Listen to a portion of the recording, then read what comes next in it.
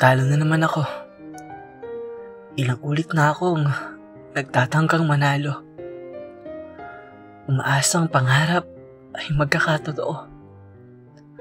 Matutupad at hindi suntok sa buwan.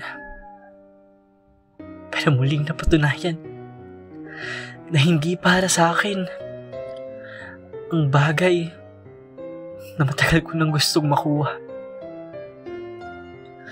Hindi nakaukit sa sariling kapalaran.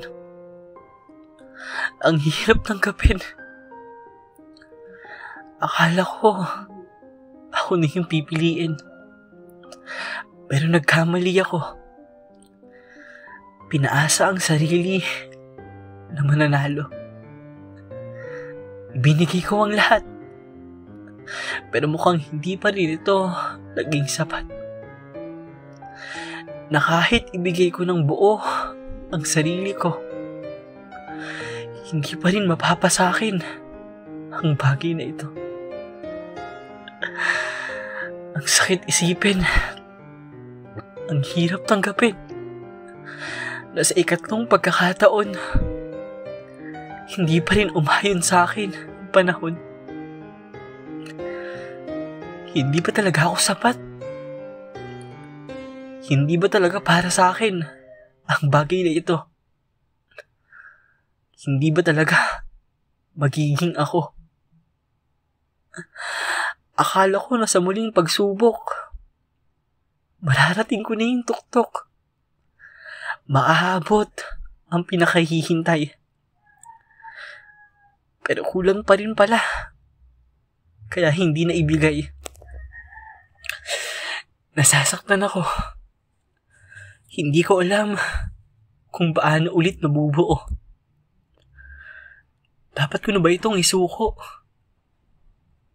Dapat na ba akong huminto? Dahil isa na naman akong talunan. Naiiwan sa likuran. Hindi alam kung anong pupuntahan. Masakit. Pero sanay na ako.